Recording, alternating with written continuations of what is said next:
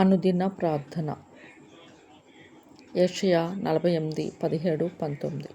నా విమోచకుడా, ఇశ్రాయేలు పరిశుద్ధ దేవా, యెహోవా సమీపింపరాని తేజస్సులో నివసించు అమరుడా, నీకే ఘనత, మహిమ, ప్రభావము కలుగునుగాక.